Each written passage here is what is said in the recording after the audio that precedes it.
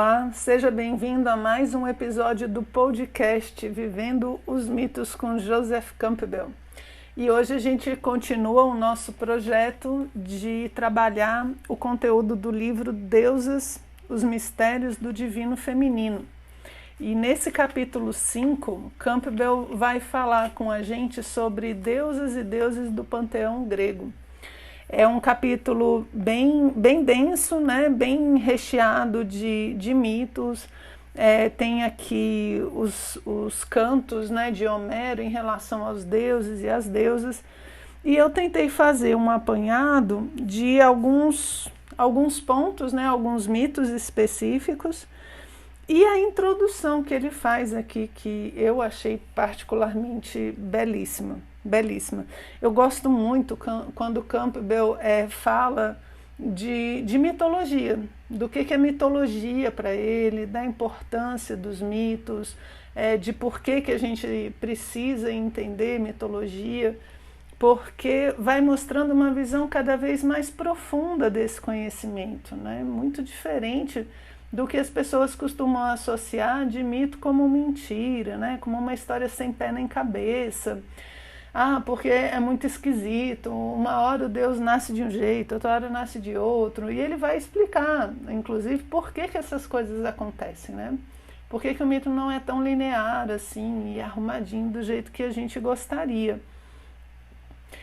Quando o Campbell fala de mitologia, eu particularmente percebo um carinho, né? Um amor muito grande a esse assunto de estudo. Talvez isso é o que torne a obra dele tão fascinante, né? E torne uma obra tão profunda, né? Que vale a pena realmente estudar.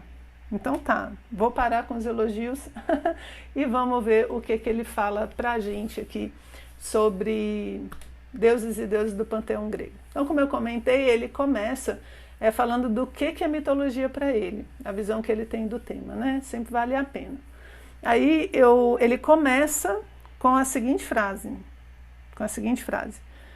deuses são metáforas transparentes que deixam ver a transcendência.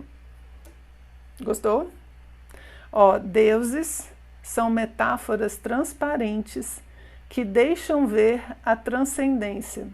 Se eu repetir de novo vai parecer aula de inglês, né?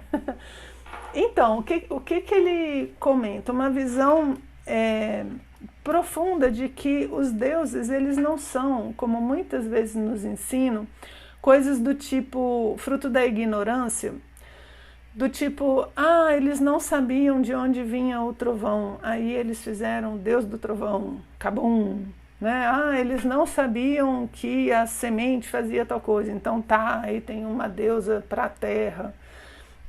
Muitas explicações de mitologia eu acho que são feitas por pessoas que não gostam de mitologia, né? Então dão uma interpretação muito, além de materialista, né? Muito superficial. Porque até se você pega aí o deus do trovão, não precisa de tanto elemento para o deus do trovão para explicar só um trovãozinho. Né? O deus do trovão, pega um Thor, por exemplo, na mitologia nórdica, o cara tem milhões de histórias, milhões de símbolos, milhões de relações matemáticas, é muita coisa, se fosse só para dizer, olha, é um barulho que a gente não sabe de onde vem.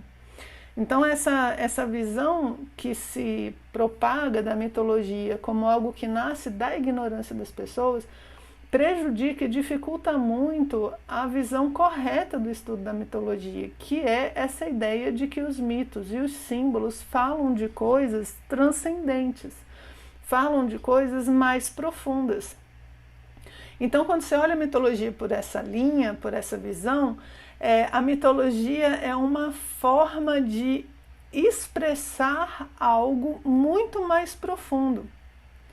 Platão, lá na República, quando ele vai introduzir o mito da caverna, que é um mito que muitas pessoas conhecem, sabe como é que ele introduz o assunto? Ele fala assim, olha, eu tenho uma coisa muito importante para explicar, para falar, só que são coisas muito profundas que a razão não compreende. Para as coisas que a razão não capta, não alcança, a gente pode usar um mito. Então, olha só o que Platão coloca. A mitologia, os mitos, servem para falar de coisas para além da razão, né? Que superam a razão. Por isso que essa frase, que é a primeira do capítulo, eu acho ela tão impactante, né? Ó, deuses são metáforas transparentes que deixam ver a transcendência, né? E essa metáfora que ele fala é como uma forma simbólica de falar sobre as coisas. Quando Platão diz que vai usar o mito para falar de coisas que a razão não capta, é porque ele vai começar a usar um tipo de raciocínio simbólico, não mais lógico, racional. É um raciocínio simbólico. E os símbolos se relacionam de forma diferente do que o da lógica, né? Que a gente acha que está acostumado. Acha, né? Porque o nosso raciocínio também não tem uma lógica tão desenvolvida quanto poderia, né? E aí ele traz uma frase de Goethe logo abaixo, né, na obra do Fausto, maravilhosa obra, que fala assim, ó, tudo o que é transitório não passa de referência. Olha que frase boa. Goethe é muito bom, né? Então, ó, tudo o que é transitório não passa de referência. Então, as coisas transitórias, nós, o tempo, os mitos, tudo isso não passa de referência. Referência do quê? De coisas mais profundas. Ele põe aqui, ó, a referência é aquilo que transcende toda a fala, todos os vocabulários, todas as imagens. Então, para você falar de coisas muito profundas, o símbolo, o mito, ele vai te dar uma referência, ele vai te dar um caminho, ele vai apontar, ele vai dar uma direção de algo mais profundo que ele mesmo representa. Então, o símbolo não é ele em si, mas é o que ele representa de uma realidade. Eu costumo dar como exemplo para os alunos a ideia de que é muito melhor você expressar o amor que você tem a uma pessoa com um gesto do que com uma dissertação. Não é verdade? Eu vou fazer uma dissertação sobre o amor que eu sinto pelo meu marido. Aí você faz uma dissertação, você põe milhões de argumentos lógicos e tal e entrega, olha querido, tá aqui. Concorda que é uma coisa assim, você fala, hein? Agora, se você faz um gesto, se você apoia num momento difícil, se você coloca algo que é um símbolo do que você sente pela pessoa, esse símbolo fala muito mais do que a dissertação. Muitas vezes vale muito mais você entregar uma flor do que você fazer um discurso. Você faz uma música, uma melodia, do que ficar falando. Um gesto é um símbolo. O gesto que eu faço é o símbolo do amor que eu sinto. Percebe? Então a gente vive isso. As coisas mais profundas, elas são melhor expressadas através de símbolos do que através de raciocínios, através de discursos, né? E aí ele fala ainda, né? Quando a deidade não é transparente, quando ela não se abre ao transcendente, ela não se abre ao mistério que é o enigma da nossa vida. Olha só que frase bonita. Eu vou repetir. Eu vou sair daqui, vou dar aula de inglês mesmo, não tem jeito não. Quando a deidade não é transparente, quando ela não se abre ao transcendente, ela não se abre ao mistério que é o enigma da nossa vida. E aí a mitologia, ela tem por objetivo mostrar esse enigma da nossa vida. Ele tem por objetivo se abrir para mostrar que existe toda uma dimensão de existência dentro da gente que é simbólica e que é muito mais profunda do que o cotidiano, como diria Michel Eliade, profano, né? Sem sentido, sem profundidade que a gente vive normalmente, né? Então ele fala que a divindade, e aqui a gente vai ver deuses, né, gregos que a gente conhece mais, né, mais do que o egípcio, do que a Mesopotâmia, né, a Grécia é muito presente na nossa vida. Ele vai falar da divindade com uma função específica. Ele fala assim, ó, a deidade, essas como as que a gente vai ver, é uma função de nossa própria habilidade de vivenciar e conceber o divino. Então elas são uma ponte, né? Elas vão me ajudar a conceber e a vivenciar o divino, o metafísico. Quando a gente fala do divino, você não precisa associar com religião, tenta associar, se quiser, com o mundo das causas. Né? Quando a gente fala de metafísica, são as causas, né? Platão falava aí de um mundo das ideias, tem muitas coisas que uma divindade representa. E a chave que ele coloca é que ela representa algo que está dentro da gente, que é algo que faz parte da nossa vida. E dentro dessa chave, gente, vale muito a pena estudar mitologia, porque é um processo de autoconhecimento muito bacana. Se não é nessa chave, o estudo da mitologia pode se tornar extremamente enfadonho, né? Se não é essa chave, ele pode ficar muito chato. Eu costumo falar que é que nem história, né? Você estudar história com um professor ruim, mas não tem jeito. Dependendo da chave que a pessoa põe, fica muito difícil. E a mitologia tem disso, né? Se ela não é vista como uma forma de você vibrar algo dentro de você, junto com o mito que você está estudando, se isso não acontece, fica muita informação e pouca utilidade, né? Com o tempo a gente acaba desanimando, ok? Mas não é o nosso caso, não é o nosso caso. A gente vai ver a mitologia dentro dessa chave, que é uma chave que ele chama, inclusive, de mitologia poética.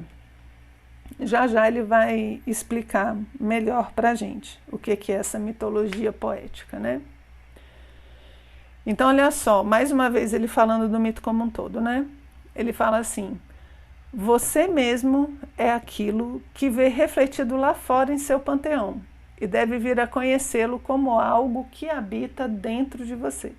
Então, o que é isso? Quando eu vejo uma divindade externa, o objetivo não é a divindade em si, né? Aquela estátua, aquela história. O objetivo é algo que existe dentro de mim. E a ideia é que esse algo dentro de mim, ele vibre com a história que eu estou vendo, né?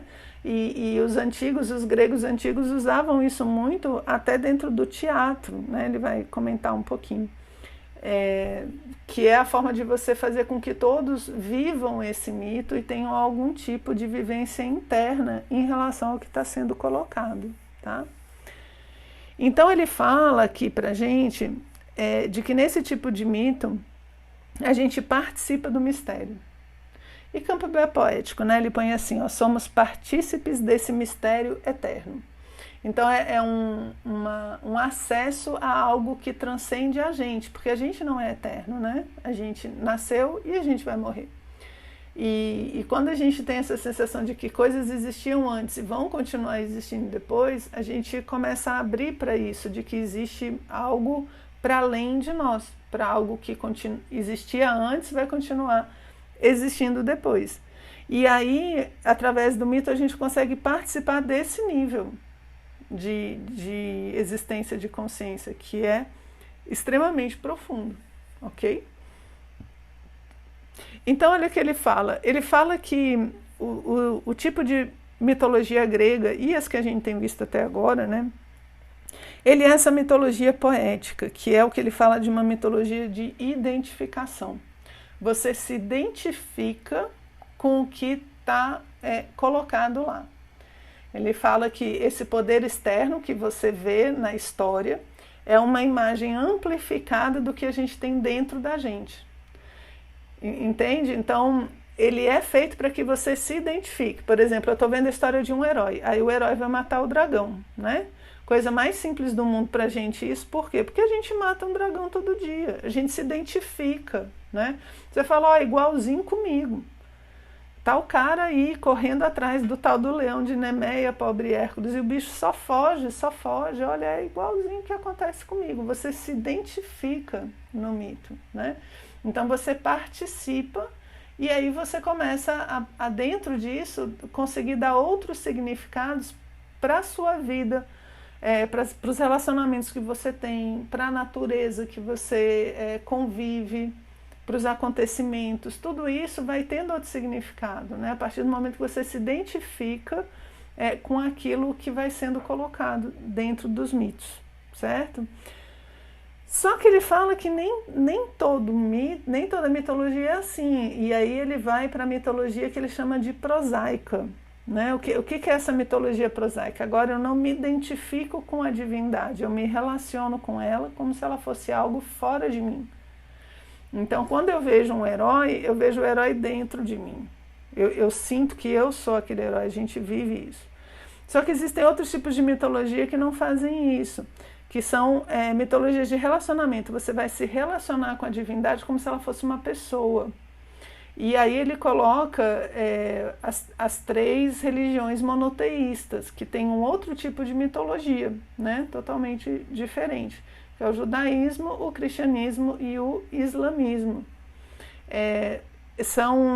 São tipos de mitologia que você não vai se identificar, agora você vai se relacionar. Você vai conversar, mas você não vai necessariamente vibrar, digamos assim. Um pouquinho mais na frente, ele vai falar também desse tipo de percepção que coloca a deusa, o Deus, né, ou a deusa muito fora da gente. São muitas religiões baseadas nos livros, né, na escrita, que é uma coisa que você não vai ter na Grécia e não vai ter em diversos lugares. Então, quando você escreve, que é a religião do livro, né, que alguns falam, você, de certa forma, você enrijece, né? Porque o que acontece? Quando a mitologia é fluida, ela vai se adaptando à medida que a vida vai mudando, a sociedade vai mudando, né? A forma de ver o mundo, os conhecimentos vão mudando. Aí a mitologia, se ela é fluida, né? Essa mais prosaica, mais poética, ela vai assumindo novas formas para lidar com essa realidade, que é o que acontece na mitologia grega, certo? Agora, quando você fala de um livro em si, o que acontece? Você agora tem algo que foi escrito talvez para uma coisa de uma época que ela não pode ser revista, ela não pode ser adaptada. E aí ele diz que nesses casos a deusa, né, o sagrado, ele não consegue se expandir o suficiente para abarcar as novas realidades, para dar sentido a essas novas realidades. Campbell, ele tem uma ideia de que o mito, ele se adapta a essas realidades sociais históricas porque essa realidade nova precisa de um significado, ela precisa de um sentido. E se você não dá esse sentido, a coisa fica caótica, que ele diz que é o que está acontecendo no mundo moderno, né? No outro livro ele comenta um pouco disso também. A gente precisa dar significado. E o significado é dado muito pela mitologia, mas como a gente vive um mundo sem mito, a gente não tem a ferramenta para dar esse sentido, falta, né? Por quê? Porque as mitologias que nós temos, elas não foram adaptadas, né? Elas não conseguiram ser reescritas, digamos assim, para a necessidade do mundo atual. E aí a gente fica meio perplexo, assim, certo? Só um parênteses em relação a essa questão da escrita. Na Índia, por exemplo, e muitos outros, eles consideravam que a escrita, quando você começa a escrever o conhecimento, já é uma decadência do conhecimento. Por quê? Porque se o conhecimento é vivido, ele não é esquecido. Olha, que nem a gente, eu garanto que você só lembra do colégio, da faculdade, de qualquer estudo, as coisas que você usa. Se você não usa, não vive aquele conhecimento, ele vai se perdendo, não só no individual, mas também no coletivo. Então, se a tradição de um povo é vivenciada, ela não precisa ser escrita. Isso é o que a gente chama o que o pessoal fala muito da passagem do conhecimento pela oralidade, né, de maneira oral. Então, muitos interpretam isso como sendo, é porque o pessoal decorava. E aí eles falavam, né? Tudo bem que é isso mesmo, o pessoal decorava e o pessoal falava. Mas não é só isso, é porque não é uma pessoa decorando e falando, né? É todos, por exemplo, O Mahabharata, que é um livro enorme, né, todo poético e tal, você tinha concursos, né, e os jovens decoravam, os jovens gregos decoravam a Ilíada, a Odisseia. Você tinha centros de formação de poetas especializados em recitar Homero, né, que é a Ilíada e a Odisseia. Eles eram convidados por reis, por nobres, para ir nos banquetes, para poder fazer a apresentação da Ilíada e da Odisseia. E todo mundo conhecia. Todo mundo conhecia. Então, é uma cultura que ela não está uma pessoa que fala e os outros que ouvem. Né? A gente tem que imaginar uma cultura dinâmica, onde todo mundo conhece a obra, onde isso é uma coisa vivenciada, e por isso ela não é esquecida. Né? Você tem os deuses das cidades gregas, por exemplo, e aí os jovens têm aquele deus como um modelo de honra, de coragem, e isso torna a coisa vivencial. Então você não esquece. Então a oralidade, gente, não imagina assim, não sei vocês, mas, por exemplo, minha tia contava umas histórias pra gente. Tem um primo que vivia contando histórias de terror, né, pra gente quando era criança. Não é essa oralidade. A oralidade, quando a gente fala dessa cultura, ela é uma vivência, na verdade. Não é só porque as pessoas contavam coisas que estavam decoradas na cabeça, mas porque elas falavam das coisas da vida, dos valores através dos mitos. Aí quando você perde isso e fica com medo de esquecer, aí você tem que escrever. Aí você escreve. Por quê? Porque as pessoas estão esquecendo. Esquecendo por quê? Porque está ficando todo mundo desmemoriado? Não. Estão esquecendo porque não estão vivendo mais. Não existe mais a vivência daquele mito. E aí você corre o risco de esquecer mesmo. Então o pessoal vai e começa a escrever. Então o que hoje para a gente é um pré-requisito, na antiguidade não era necessariamente assim, não. Hoje em dia a gente fala, mas se você não escrever, pode deturpar, que não sei o quê. Então a gente acha que é uma vantagem. Mas isso somos nós, né? Não quer dizer que todo mundo pense como a nossa civilização atual pensa, ok? Muito bom. Então vamos continuar, voltando aqui para o Campbell, né? A gente vai falar então da mitologia. Eu vou só tirando da minha observação, que isso eu ia falar lá na frente. Mal falei antes. Então vamos lá. O que Campbell vai fazer agora? Ele vai dar uma introdução, ele já falou isso outras vezes, vou repetir, porque afinal de contas é um processo pedagógico também, para a gente entender um pouco como é a fluidez dos mitos gregos. Tá? Então ele vai falar da percepção da deusa saindo da mitologia primitiva e indo para a mitologia cósmica. Né? A mitologia primitiva é a deusa como terra, e a cósmica é a deusa como essa lei universal que rege o cosmos, que rege o universo. Tá bom? Então, a deusa, o culto à deusa, às deusas, né, ele está muito relacionado à questão da sedentarização e à questão do cultivo da terra, domesticação dos animais, agricultura em si, né? Então é quando você deixa de ser nômade e aí você começa a se tornar sedentário. No momento em que isso acontece, a sociedade ela vai ficando mais complexa. Por quê? Porque quando você é uma tribo nômade, a maioria dos adultos, eles têm todo o conhecimento da tribo, da história, da genealogia, todo mundo faz de tudo, todo mundo tem praticamente todas as habilidades, todo mundo sabe fazer a tenda, todo mundo sabe caçar, todo mundo sabe cozinhar.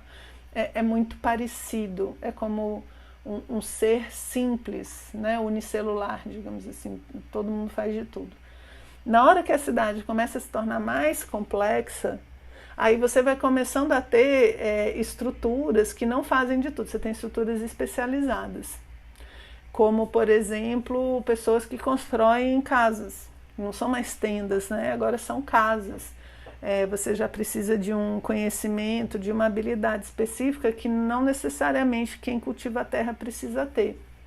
Então você percebe como você vai especificando, você vai especializando as funções. E dentro disso, dentro dessa cidade mais complexa, é onde você tem o desenvolvimento da matemática, você tem o desenvolvimento da astronomia, que é a parte que interessa a gente, né, dentro aí do conhecimento da matemática. E dentro dessas cidades agora, você tem os sacerdotes todos que vão começar a associar a mitologia com essa ideia de uma lei universal vista justamente, né, pela astronomia, pela matemática, vista pelos céus, as constelações. Então a Grande Mãe agora, ao invés de ser só Terra, ela passa a ser essa lei inteligente matemática que gera o cosmos. Por isso que Campbell coloca mitologia primitiva e mitologia cósmica, certo? E ele comenta ainda que dentro dessa complexidade das cidades, além do desenvolvimento dessa visão diferente da deusa, que agora ela não dá só a vida celeste terrestre, né, mas ela dá a vida cósmica, você tem também o surgimento da ideia das castas, né, justamente porque agora você tem coisas separadas, funções separadas. Só que o que acontece? É necessário que essas partes também se vejam como parte de um todo. E precisa de uma ideia de unidade por trás. Né? Se você não tem essa ideia de unidade, a sociedade ela se rompe. Então ele dá o exemplo da Índia, onde as castas hoje em dia muito mal adaptadas, né? Na sua origem eram só 4. Na verdade, né? Na origem eram só 4 castas. Hoje em dia, se você vai na Índia, a casta muitas vezes é quase um nome de família, é por profissão, né? Você tem a casta dos médicos, enfim, é uma confusão. Mas miticamente, na origem são só 4. E essas 4 castas, elas fazem parte do corpo de Brahma. Isso que eu acho bacana, né? Então é o quê? São 4 funções, e essas 4 funções fazem sentido quando elas se unem e montam o corpo de Brahma, que é o Estado, né? que é a comunidade, que é a humanidade, certo? Então ele faz essa contextualização, digamos assim, né? Das castas, ok? Continuando no nosso livro, ele fala do número da deusa. O que é o número da deusa? É muito... aí tem todo um estudo, né, de mitologia e judaísmo, tem muito disso também, do estudo do simbolismo dos números. Né? Não vou entrar em aprofundar dentro disso, mas ele vai comentar que a deusa é sempre relacionada ao número 9. Né? E ele faz uma analogia, eu achei muito bonita, né? Por isso que eu trouxe aqui para vocês, que é a ideia do ângelus, né? Que o ângelus, dentro das... Né? Na Europa, algumas cidades aqui no Brasil também fazem isso, né? Que é tocar o ângelus 3 vezes por dia. Então, o que ele fala? Que o ângelus, ele é o número 9. As batidas do sino, eu não sei vocês, mas eu lembro que quando eu era menina, minha mãe ia pegar no colégio, eu estudava de tarde, e ela ia pegar a gente às 18 horas, às 6 da tarde, e aí tocava o ângelus, a hora do ângelus, e aí tocava a Ave Maria, né? Aqui no caso era no rádio, e era sempre a mesma versão da Ave Maria. Por quê? O horário do ângelus, ele remete justamente a esse momento da anunciação, quando Maria, né, recebe a declaração do anjo dizendo que ela vai conceber um filho pelo Espírito Santo. E você, quando monta o rito, ou seja, né, é a deusa, é a deusa. Campbell coloca que é uma prece que fala de derramar a energia divina no mundo, né, de vivificar o mundo. E o ângelus vai estar relacionado ao número 9. Né, que são as badaladas que são feitas para chamar as pessoas para o ângelus. Então são 3 badaladas de 3. Eu não vou imitar um sino aqui não, gente. Vocês têm que imaginar, certo? Então bate o sino 3 vezes, depois 3 vezes, depois 3 vezes. E depois 9 vezes. Então, o sino tem 4 sequências, né? 3, 3, 3, e a soma deles todos que dá 9. Então, é uma forma de evocação do número da deusa. Olha só que legal. Eu achei muito bonito isso, né? E uma outra relação que ele faz também com o número 9 relacionado à deusa, que eu achei muito interessante, é o 432. Eu não vou entrar em todos os exemplos que ele dá do número, né, 432 dentro da mitologia, mas tem um, ele fala aqui da Bíblia, ele fala do Kali Yuga, né, ele fala de Noé, enfim, ele fala de diversas relações desse número, né, inclusive na mitologia nórdica, que seria o número de guerreiros que vão entrar no final lá no Valhalla. Enfim, tem muita coisa, certo? O que eu destaquei para vocês, que eu achei legal, desse número 432, é que ele fala que 43.200, que é o 432, né? 43.200 é o número de batimentos do coração de uma pessoa na metade do dia. 12 horas. Uma pessoa saudável, né, com o coração na batida saudável, ela vai bater 43.200 vezes, né, na metade do dia. E ele relaciona isso com o cosmos. Então ele vai falar que essa batida do coração, ela foi relacionada com a batida do cosmos, né? Ele põe aqui, ó, fui lendo até chegar a uma nota de rodapé que afirmava que um homem saudável tem um ritmo cardíaco em repouso aproximado de 1 batimento por segundo, 60 batimentos em 1 minuto. Em 12 horas teremos 43.200 batimentos, ou seja, um número relacionado a todas essas outras coisas que ele associou com a astrologia, com a Bíblia, com os nórdicos, né?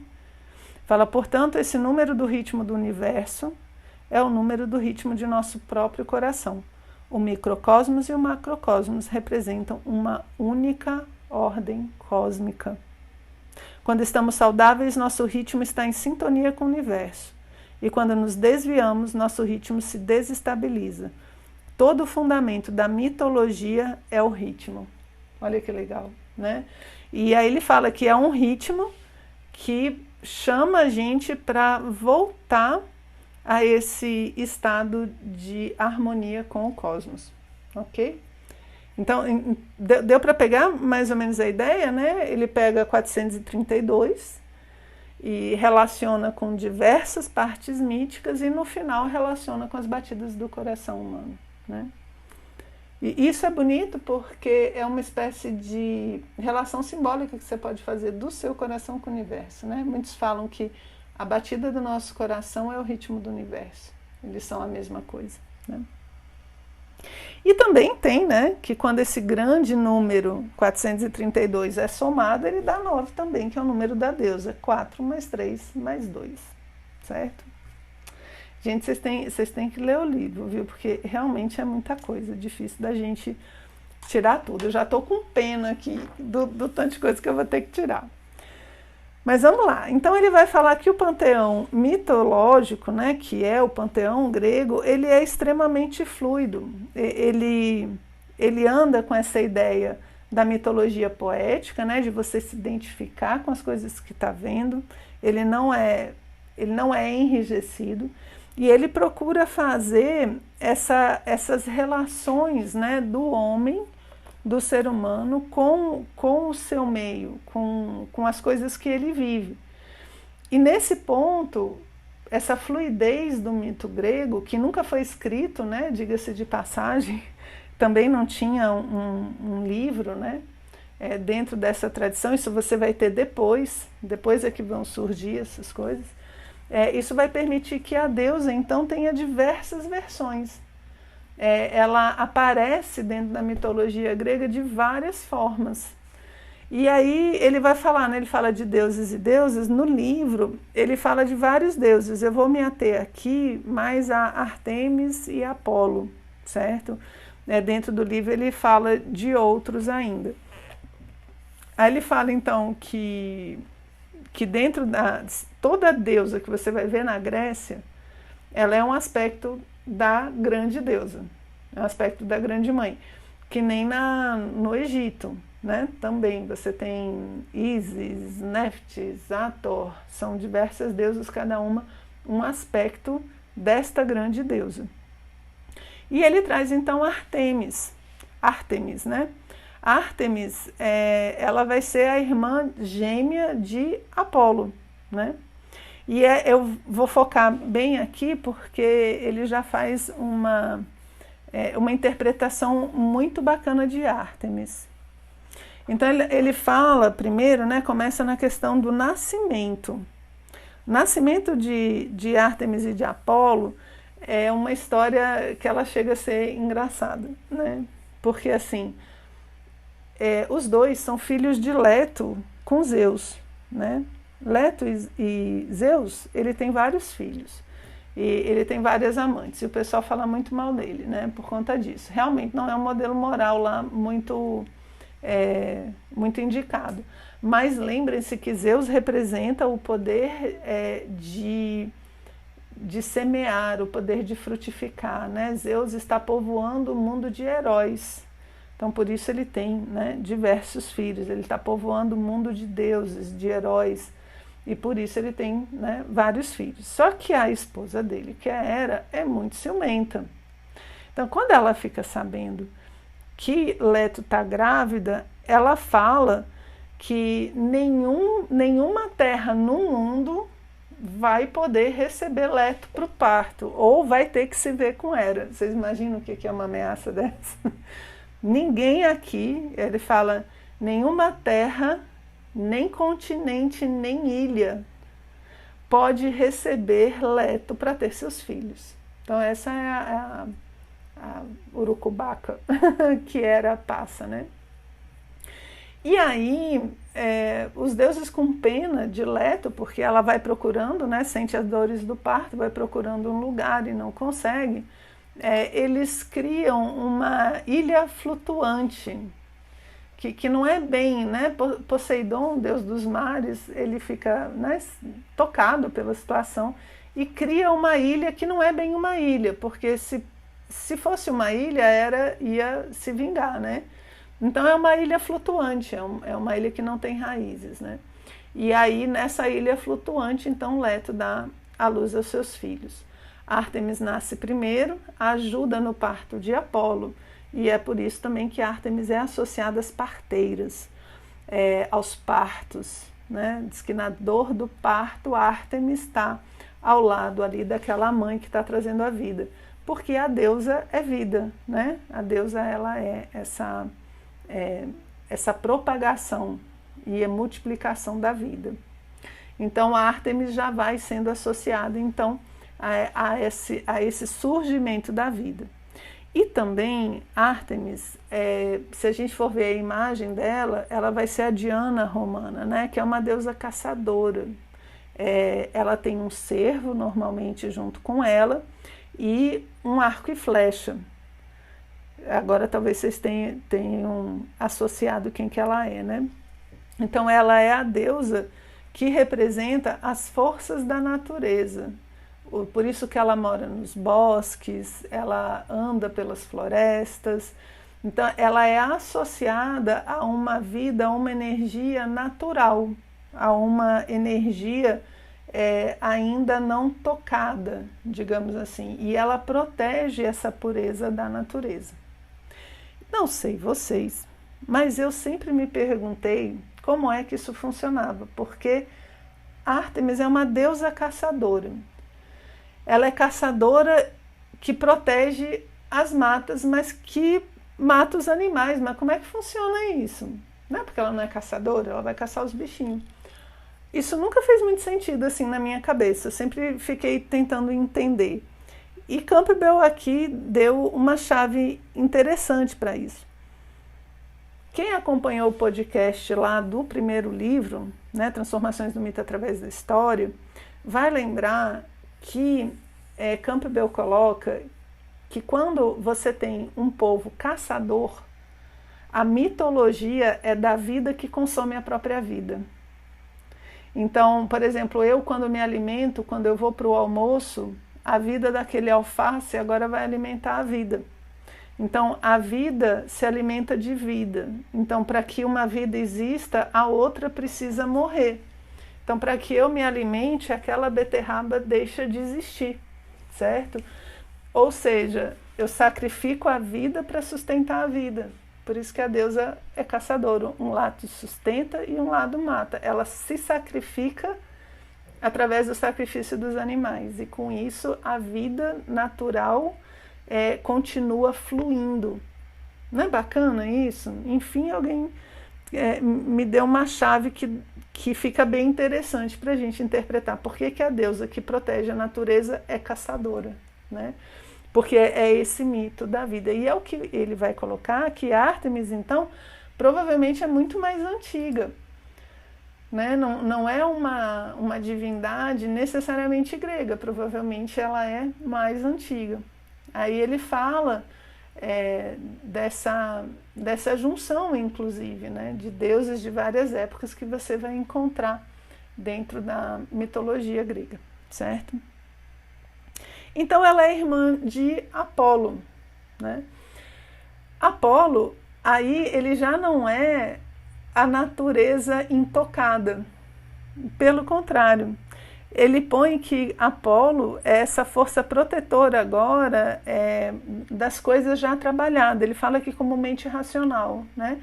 Apolo vai ser o deus da música, o deus das artes, o deus das adivinhações, né? Era dele o templo, era o templo de Apolo, onde você tinha a pitonisa. E o nome dele é interessante, né? Apolos, sem polos. Ou seja, ele superou a dualidade, ele superou as polaridades. E ele é o irmão da deusa da natureza. Então é como se fosse a natureza humana trabalhada ali, Apolo, e a natureza intocada em Ártemis, certo? Ele até fala que provavelmente Apolo é de origem hitita. Então olha só, e Ártemis de origem minoica. Então ele fala, a mãe que é Leto provavelmente vem da Europa Antiga, né, aquele centrão ali da Europa Antiga, do culto da deusa. Apolo provavelmente é hitita e Ártemis minoica. Então assim, olha só a confusão que a Grécia faz e consegue juntar todo mundo numa mesma história, né, que é justamente o nascimento dos dois deuses. Isso que é a adaptação que Campbell fala que o mito faz. Ele adapta essas divindades que vão chegando porque são pessoas, são culturas que estão chegando em diversos lugares e estão se misturando, né? E você vai vendo isso na mitologia também.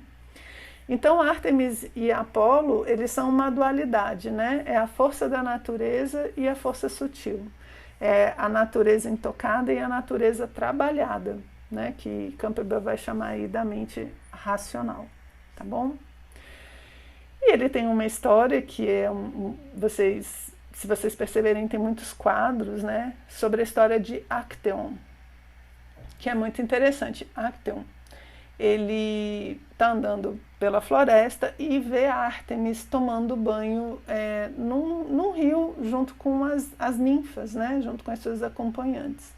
E ele vê a deusa nua tomando banho. Isso não é bom, tá, gente? Normalmente quando a pessoa dá de cara com Deus sem estar preparado, isso não é boa coisa. E para o Acteon não é boa coisa. No momento em que ele vê Ártemis, ele sente desejo pela deusa, né? E a deusa, então, nua, significa pureza. Então, ele tem um desejo instintivo em cima de algo puro, né? Então, o que a deusa faz? Transforma Acteon em um cervo. Cervo é um bambizinho, né? É tipo Bambi. Ela transforma ele, então, em um cervo. E esse cervo, que é o Acteon, é devorado pelos seus próprios cães de caça, né? Porque Acteon, quando chega, ele tem seus cães de caça. Então a deusa transforma ele num cervo e os próprios cães devoram Actaeon enquanto ele está lá na forma de cervo e ele morre, né? Aí você fala, meu Deus, Renato, que história, né, que você escolheu para contar para a gente. Mas por que ela é legal? Primeiro, essa ideia da pessoa ter contato com a divindade sem estar preparada, né? É como se Actaeon chegasse lá sem ter se purificado, tanto que ele não tem a postura correta perante a divindade. Esse aqui é o erro dele. Então a gente precisa se preparar, para entrar em contato com a divindade, né? A gente não pode fazer de qualquer forma, senão a divindade nos destrói, né? Tem outros mitos onde a pessoa vai ver a divindade, ela morre queimada porque é muita luz, que é o quê? É a gente não estar preparada e estar olhando diretamente para esse Deus. Então ele acaba sendo devorado, ele se transforma nesse instinto, né, que desperta quando ele vê a Deus, ele se transforma nesse instinto animal que é o cervo, e ele é devorado ali pelos próprios cães, ele é destruído porque ele não estava preparado para ver a deusa. Campbell coloca assim: somos despedaçados quando entramos em contato com a deusa sem estar preparado, mas nós podemos nos preparar para encontrar a deusa, né? A gente pode se tornar melhor, a gente pode fazer purificação, a gente tem os ritos, aí vem toda a ideia do rito até religioso, de você se purificar para poder entrar em contato com a deusa, ok? Um outro ponto que ele coloca ainda de Ártemis, né? É uma escultura muito comum que você encontra na Grécia, que são 3 deusas de costas uma para outra e um eixo, né, tipo um carvalho, ou normalmente é um vaso, né, aonde esse eixo do mundo é representado por 3 deusas, e uma delas é Ártemis, né? É Ártemis que representa a natureza, Hécate que representa os infernos, né, e Selene, que é a deusa da colheita. Então são essas 3 deusas juntas, e a gente encontra muito essa figura, né? E por fim, Apolo, né, falar um pouquinho dele aqui para fechar, que ele diz que provavelmente é hitita, né, e a gente percebe que ele chega na região depois, porque lá em Delfos, onde ele tem o templo dele, ele é Apolo Piton. Por quê? Porque lá existia uma grande serpente chamada Piton, e ele mata a serpente Piton. E aí ele toma o lugar. Então ele fala, olha só como o mito se adapta, né? Então ele justifica essa ideia, por quê? Porque Apolo é mais forte do que Piton, essa ideia ela é mais forte do que a anterior. Então ele mata ali a serpente e toma o lugar dela, né? E Apolo também é muito relacionado à questão da saúde, né?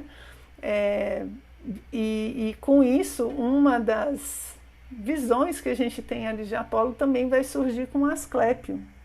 Asclépio, deus da medicina, que tem a deusa Ígia, né, a sua contraparte, que é Ígia.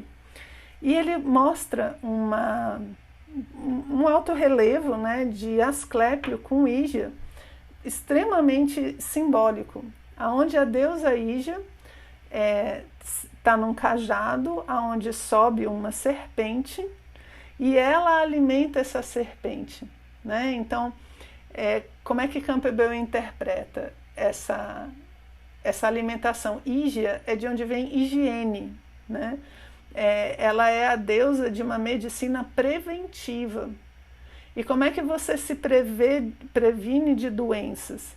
Você alimenta a energia da serpente que existe dentro de você, para que ela fique forte, para que essa energia sustente a vida e te afaste de doenças. Então você tem o deus da medicina, né, que tem o domínio sobre as serpentes, que vai dar o caduceu de Mercúrio, né, símbolo ali da medicina.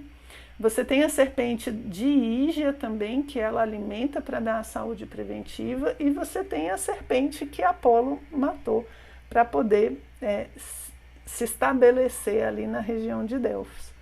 Então, veja como é interessante a gente percebendo essa necessidade do mito, como o mito vai ficando fluido, né? Aí depois ele fala ainda de Atenas, né? Ele vai falar de outros deuses ainda nesse capítulo, mas eu acho que com esses aqui a gente já consegue um pouco pegar essa ideia que ele traz para a gente, de que as deusas gregas e os deuses das histórias, elas se juntam. E como é que eles juntam? É uma região de culto feminino que recebe o culto masculino. Ao contrário das religiões, né, prosaicas que ele falou, que tiram a deusa, tiram o aspecto feminino de sua mitologia, aqui na Grécia você não tem isso, você tem uma junção. Então os deuses agora, eles são parte da história do feminino. Então Zeus depende da mãe, né, que é Reia, para poder sobreviver à ira do pai. Então Zeus, que na sua origem provavelmente era uma divindade que nasce sozinha, aqui ela nasce de uma deusa. Então é o feminino agora dando origem ao masculino. Então o Deus, ele é poderoso, mas ele precisa dos cuidados, ele tem o seu par, né? Ele tem a deusa, e a deusa é essencial para que a vida daquele Deus exista, perpetue, né? E assim, então, Campbell diz que a Grécia une essa vinda de uma mitologia masculina, né, com a ideia da deusa. Ao invés de sufocar a deusa, ele junta dentro das histórias, né, dentro dos mitos, essa necessidade dos dois. E aí a deusa se perpetua, depois lá na frente ela volta a ter primazia em alguns momentos. Por exemplo, ele fala que Zeus, né, seria um deus que nasce sozinho lá na sua origem. Mas na história grega, ele fala que Zeus depende de Reia, porque ela precisa proteger ele de Cronos, e depois precisa de Reia quando ele está crescendo. Por quê? Porque ele está sendo perseguido, né? Querem matar ele. E ele precisa ser escondido. Então, veja como você gera essa... Não é exatamente uma dependência, mas é uma harmonia entre essas duas histórias paralelas, né? Que é a história de Reia, de Zeus, depois até de Hera. Ok? Gente, então é isso. Espero que vocês tenham gostado do capítulo. Ainda tem bastante coisa, como sempre. Sugiro para vocês a leitura dos originais. Ok? Fico à disposição de vocês lá no Instagram, no perfil da gente. Qualquer dúvida, comentário, por favor. Vai ser um prazer conversar com vocês.